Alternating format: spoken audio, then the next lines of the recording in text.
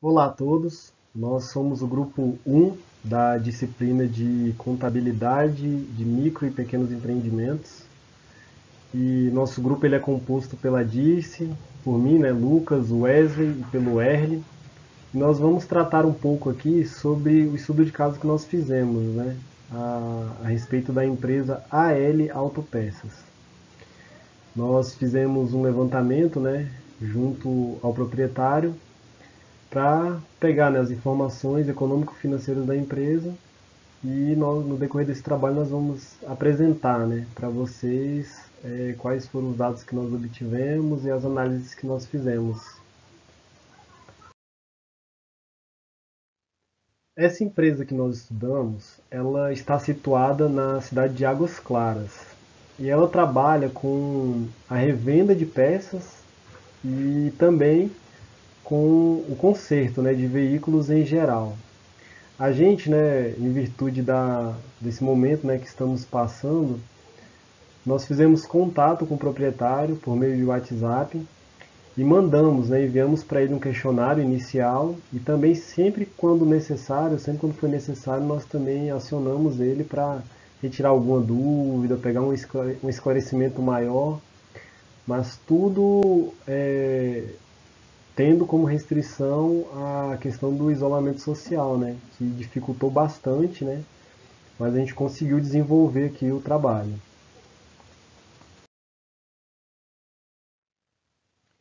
Com relação às características do negócio, nós observamos que a empresa ela trabalha com três segmentos diferentes dentro desse contexto aí, né, de automóveis, né, de serviços automotivos. Ela trabalha ali com a parte de mecânica de automóveis, com a parte de autoelétrica e também ela trabalha com a parte de lanternagem, né? Então a empresa ela possui três funcionários que são especialistas nessas áreas, né? Em cada área dessas, né? Em relação ao estoque, a gente viu uma característica bem singular, né? Desse tipo de negócio. Ela revende ali peças, só que as peças que ela revende, as peças que ela possui no estoque, são aquelas peças que normalmente nos veículos elas têm um desgaste maior, têm um desgaste mais rápido.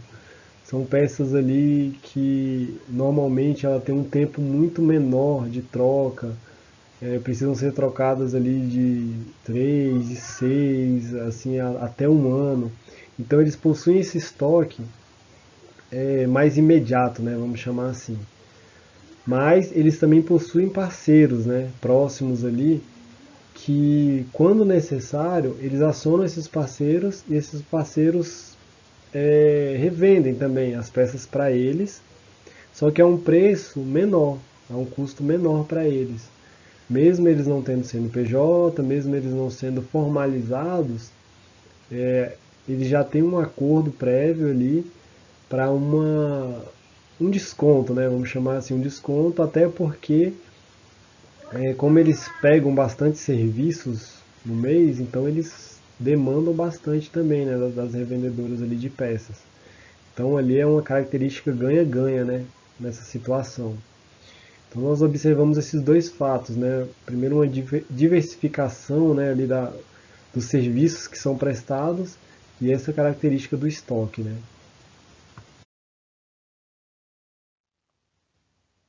Com relação ao faturamento, nós vimos que nos últimos 5 anos essa empresa ela obteve uma média de em torno de 105 mil reais de faturamento anuais, tendo uma despesa aproximada de 7 mil reais mês, que tudo isso a gente está falando na informalidade.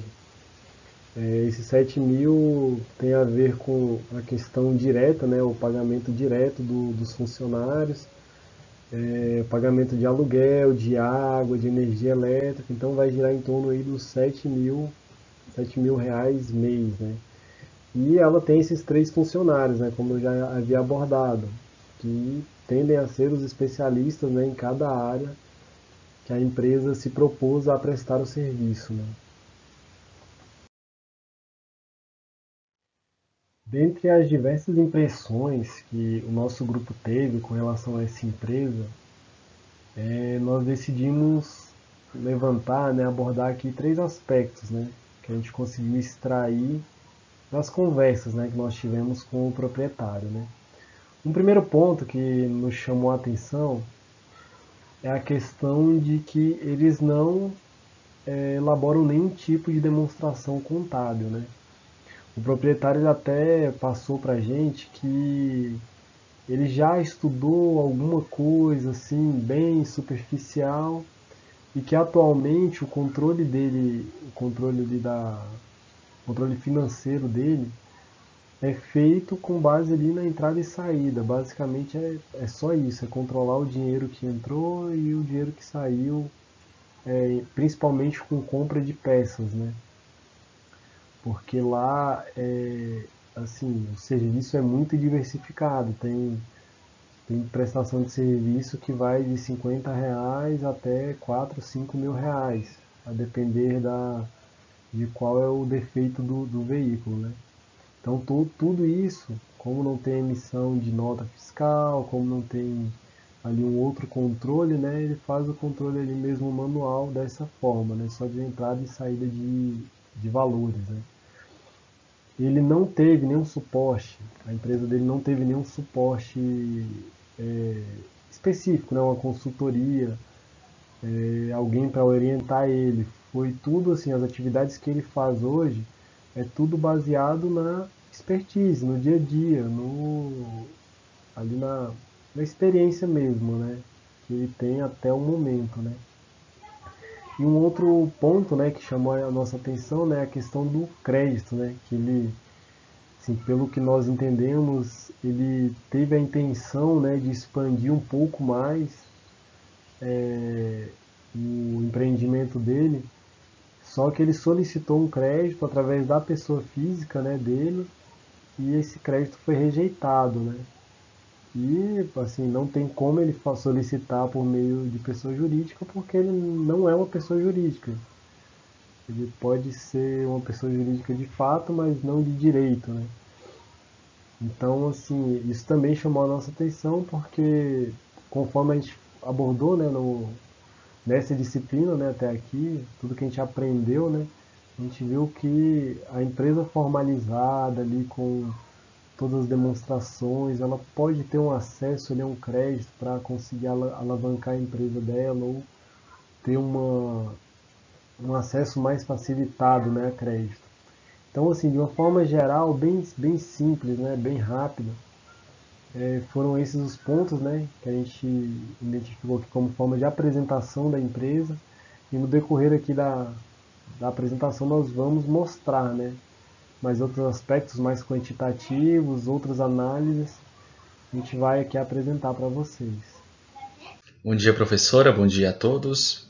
Meu nome é Wesley Moura e logo após essa explanação do meu grupo, eu vou dar continuidade, né, explicando um pouco sobre as principais consequências da possível formalidade no caso do sócio, né, do principal sócio e do único sócio, na verdade, da empresa AL Autopeças está se formalizando, né? Então vamos lá. O primeiro ponto que eu fiz foi justamente pesquisar qual é o código que viabiliza a sua principal atividade, né? Que no caso dele é a mecânica, onde cuida de manutenção de peças e tudo mais, né? No caso, ó, o principal código vai ser justamente esse aqui, ó, esse 4520.0/11, né? É justamente esse código que vai viabilizar as atividades que essa empresa pode desenvolver, né? E é justamente esse código também que vai sair lá na nota fiscal da empresa. Indo para outro ponto, logo após entender o código da empresa e onde ela se encaixa, né? Eu pesquisei no Simples Nacional o anexo que daria viabilidade aos tipos de serviço dela, né?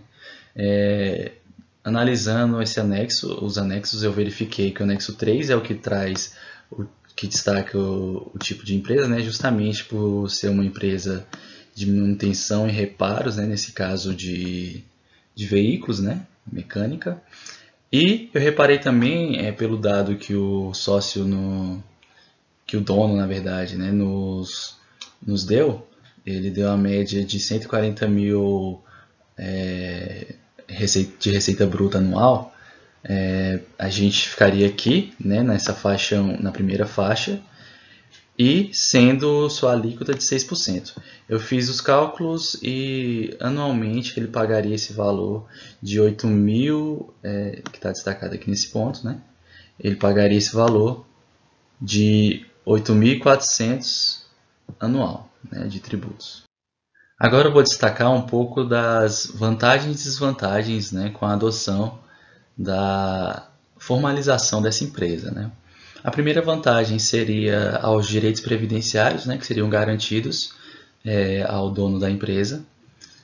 O segundo ponto seria a disponibilidade de créditos com juros mais baixos, né, em comparação com uma pessoa física. No caso, no nosso questionário, o dono da empresa até chegou a afirmar que buscou crédito, porém não conseguiu, porque os juros, além de ser muito, muito altos, né, não foi atrativo para a empresa, né? Só que, como ele não tem CNPJ, ele pediu para a pessoa física, né? Por isso os juros foram lá em cima. Com essa formalização, ele também poderia participar de licitações, né? Provavelmente ele poderia fazer o seu planejamento tributário, claro que isso tem um custo, porém ele poderia ver aonde mais se adequa, como em que regime ele ia se integrar e tudo mais, né? Ele teria o direito também de emitir as notas fiscais, né, para todas as transações. E no caso também, como ele falou que tinha 3 empregados, ele causaria algumas externalidades positivas, né? Como, por exemplo, quando você contrata o empregado legalmente, os empregados têm direitos legais, né? Também, como FGTS, como INSS e tudo mais. E nesse caso, os funcionários são como se fosse um freelancer, né? Recebendo um valor na diária, por aí, né? E no caso da divulgação, né, a empresa não teria nenhum problema de fazer uma publicidade, seja, não sei, em Google Ads ou propagandas mesmo, né, para a empresa estar crescendo de fato e podendo anunciar todos os seus serviços de forma legal, né. E as desvantagens seriam, no caso, a contratação de mais pessoas, né, possivelmente para regularizar todo esse procedimento teria um custo, né? Se adequa ao Simples Nacional, né? A tributação é com base no faturamento, né? Não é questão do líquido, né? Não é o faturamento líquido, e sim o faturamento bruto. A impossibilidade de fruição de créditos tributáveis, né? No caso, como uma mecânica tem vários tipos de equipamentos e muitos deles às vezes exigem ICMS, IPI e outros não, né? Ele não poderia fazer essa fruição, né? E o dono da empresa, no caso, como a gente vai ver, provavelmente ela vai ser uma empresa individual, ele não poderia participar de outras empresas, né? No desfecho geral, eu posso destacar que os lucros, né, pela essa formalidade, seriam muito maior do que os custos em decorrência da formalidade, né? Então é isso. Vamos para o próximo. O ponto que eu vou abordar é a questão do porte da empresa e o tipo da empresa, né? E isso eu vou ter base nos dados que o dono mandou para a gente, né, via WhatsApp. No caso, a receita bruta média anual foi de 140 mil, a quantidade de empregados que ele tem não formalizados são 3, né? E ele é o único sócio, né? Por assim, ele é o único dono. Com esses dados, a gente pode destacar que a empresa ela se enquadraria numa ME, né? Uma microempresa. O tipo de empresa que ela poderia ser seria um microempresário individual, porém se a gente descarta porque é até 81 mil reais, né? A empresa também ela poderia ser uma empresa individual de responsabilidade limitada, a EIRELI, No caso, eu cheguei a comentar com isso com ele, porém ele não tem capacidade, né? Não tem, hoje ele não dispõe de 104 mil, né? Se eu não me engano. Ele teria que aportar de início 100 vezes o salário mínimo, né? Provavelmente ele vai ser um empresário individual, uma EI, né? Sendo a empresa ME, né, ela pode escolher o tipo de tributação. Caso a gente pode destacar o Simples Nacional, lucro presumido ou lucro real. Né? No caso dele fazer um planejamento tributário, isso seria interessante. Porém, de uma empresa de início, uma ME, eu acho que o mais adequado seria se adequar ao Simples Nacional. Então foi essa a minha parte, eu passo para o próximo. E é isso, muito obrigado e até mais. Bom dia, pessoal. Meu nome é Werly. Bom dia, gente. Eu me chamo Dirce. Eu vou começar a apresentação aqui falando um pouquinho sobre a importância da contabilidade gerencial. Eu coloquei aqui um conceito bem breve, onde fala que a contabilidade gerencial ela pode ser definida como um conjunto de técnicas e procedimentos contábeis. Quando unidos, né, combinados, eles fornecem informações muito valiosas para o processo de tomada de decisão das empresas. Ou seja, você analisando custos, analisando demonstrativos contábeis, você consegue tomar decisões mais assertivas para o seu negócio. Em seguida, eu coloquei um quadro comparativo, onde fala a principal diferença entre a contabilidade financeira e a contabilidade gerencial. E a principal diferença é em relação a quem você fornece as informações. E os regulamentos a ser seguido, né? Na financeira, você fornece principalmente para autoridades fiscais, órgãos reguladores, e na gerencial ela fica mais ali no interior da empresa. Outra diferença também é que a financeira, ela é seguida ela é regida, né, por algumas leis, alguns normativos, e a gerencial ela já não tem essa obrigatoriedade, fica ali dentro da empresa para tomada de decisões, planejamento, controle, isso. Em seguida, a gente fez algumas perguntas para a empresa que a gente está fazendo slide, né, que é uma empresa de oficina mecânica. E foi perguntado para ela se ela elaborava algum tipo de demonstrativo contábil. Ela falou que não, que tentava estudar ali, elaborar controle de gastos e receitas, mas em planilha mesmo, algo bem simples. Em seguida, foi perguntado sobre qual é o tipo de precificação que ela faz nos produtos vendidos e serviços prestados. Ela informou que não tem nenhum cálculo muito específico para isso, que normalmente olha para o mercado e precifica os produtos e serviços da loja dela. A gente perguntou também em relação aos custos, que mais para frente tem os cálculos que a gente fez. Falou que incluindo água, luz, internet, funcionário, dá mais ou menos por volta de 7 mil. Em relação à folha de pagamento, essa empresa ela é informal, então ela não tem profissionais contratados pela CLT, mas ela tem ali aquelas transações ali feitas no dinheiro mesmo para os funcionários folguistas, né? A receita bruta mensal dela durante o ano passado foi em torno de 11 mil. E como eu tinha falado, né, ela faz o controle ali por planilha. Ela também anotou na planilha esses tipos de faturamento para fazer a projeção para os anos seguintes, né? Que 2021 e 2022 ela tem essas projeções aí um pouquinho mais ousadas do que ocorreu nos últimos 5 anos. Em seguida aí, o Eli vai falar um pouquinho para vocês sobre os cálculos que a gente fez. Ok. Olá, pessoal. Bom dia, né? Eu vou falar aqui, primeiramente, da metodologia que a gente utilizou, né? Usamos como base para esse trabalho algumas metodologias que estão sendo apresentadas aí na tela, né? E, além disso, os dados da empresa são recentes, pois lá não há um controle forte de gasto, né? Tem algum controle, igual a Tiff disse, né? Mas esses controles não eram, tipo assim, muito detalhadamente, assim, né? Então, É bem simples. a gente pegou as informações mais recentes, que são as mais confiáveis, que a gente vai poder se basear os cálculos.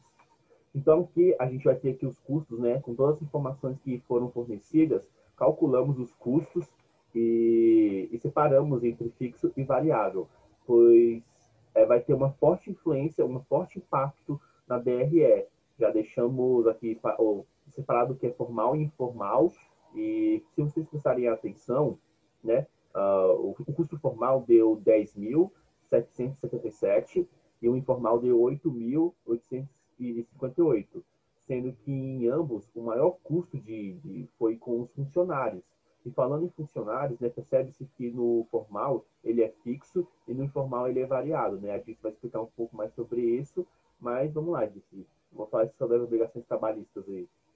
Isso. Em relação às obrigações trabalhistas, a gente tem aqui a diferença do custo mensal que a empresa teria se ela passasse para formalidade e o custo da não informalidade, né? Um pouquinho menor.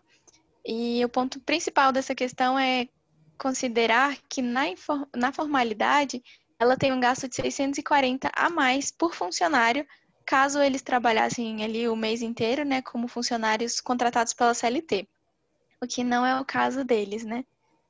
E aí, em seguida, o Eli vai falar um pouquinho para vocês sobre Na a DRE. DRE. Então, pessoal, vocês viram aí sobre as obrigações trabalhistas, mas falando aqui sobre a DRE, eu já deixo também separado em formal e formalidade, né? Então, a parte que está dividida, a gente fez essa comparação e percebemos que na informalidade a receita líquida é alta, né, em comparação à formalidade. Mas, Sim, consequentemente, os custos variáveis também são altos, né, devido aos funcionários. Percebe também que não há tipo, tributos na contabilidade, na informalidade, sendo que quando tem a formalidade, né, ele tem que pagar o Simples Nacional, contabilidade, essas coisas. Além disso, a gente percebemos que na informalidade, né, a margem de contribuição ela é menor do que na formalidade. Isso devido realmente ao que eu falei sobre os funcionários, que teriam um grande impacto na DRE. Se vocês perceberem, na informalidade, os custos variáveis são de 8 mil, enquanto na formalidade os custos variáveis são de 2 mil. Isso porque, né, esses funcionários na formalidade deixaram de ser um custo variável e passaram a ser um custo fixo, né? E aí vocês podem ver ali embaixo, tem lá funcionários, né, 8.507, né? Então isso interferiu bastante no cálculo do ponto de equilíbrio e margem de segurança que eu vou explicar no próximo slide. Então, a gente pegou aqui o ponto de equilíbrio e a margem de segurança, né? A gente calculou, como lá uma oficina mecânica, né? Que conta com prestação de serviços e não produtos ali em si, nós conversamos com o dono, né? E pegamos o serviço que é mais lucrativo para a empresa, né? Que no caso é o conceito de motor. E calculamos por cima desse valor o ponto de equilíbrio e a margem de segurança. O preço unitário do serviço é R$ 5.000, né, dependendo do carro e do motor, e, e o custo unitário é de R$ 2.700, né, para a prestação de serviço em si. Então, pegamos esses valores para obter a margem de contribuição unitária e, consequentemente, depois o ponto de equilíbrio e margem de segurança.